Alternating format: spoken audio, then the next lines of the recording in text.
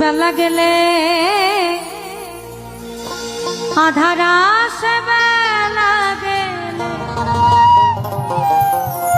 বেলা গেলে আধার আসে, তখন পাছে পথ হারায়।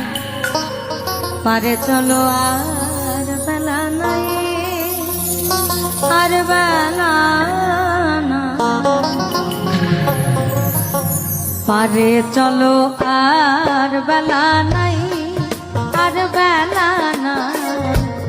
পারে চলো আর বেলা। এখানে শিল্পী কি বোঝাতে চেয়েছে, কোন বেলা গেলে কি আধার আসে, এইটা আমাদের জানতে হবে। বেলা গেলে আধার আসে মনে এই জীবনের বেলা চলে গেলে অন্ধকার আসবে, তখন পুত্র পরিজন সবাই তোমার শেষ বিদায় জানিয়ে তোমাকে অন্তিম যাত্রায় নিয়ে যাবে। সকালে এসেছি ঘাটে,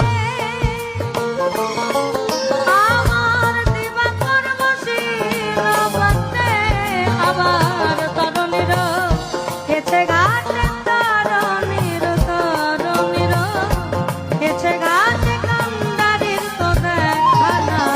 সকালের কথা বলছি, সকালে এসেছি ঘাটে, সেই সকাল মনে সেই সকালে এসে ঘাটে বসে আছি, তা কান্ডারির দেখা নেই। কোন কান্ডারি?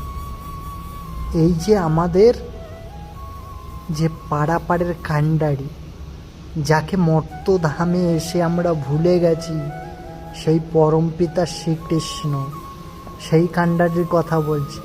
তার দেখা এই ঘাটে পাওয়া যাচ্ছে না, তাই তো তিনি বসে বসে কাঁদছে। আর কাঁদলে কি হবে? তখন তোমার বেঁচে থাকতে তুমি সেই কান্ডারিকে স্মরণ করলে না, এখন তুমি তাকে ভাবছো যে তার দেখা পাবে, কোনোদিনই পাবে না। ওইখানেই তোমার সারা জীবন বসে কাঁদতে হবে। এই যে সংসারের লীলা, ছেলে মেয়ের পুতুল খেলা, আবার খেলা শেষ হলে পারে, খেলা শেষ হলে পারে যে যার ঘরে ফিরে যায়। সংসারের লীলা, ছেলে মেয়ের পুতুল খেলা, মনে এই সংসারে তুমি যা লীলা করছো, এই ছেলে মেয়ে বউ মা বাবা সবাইকে আপন ভাবছো, এইসব সব ফেলে রেখে তোমায় চলে যেতে হবে। তাই বলছে এই যে সংসারের লীলা, ছেলে মেয়ের পুতুল খেলা, এই পুতুল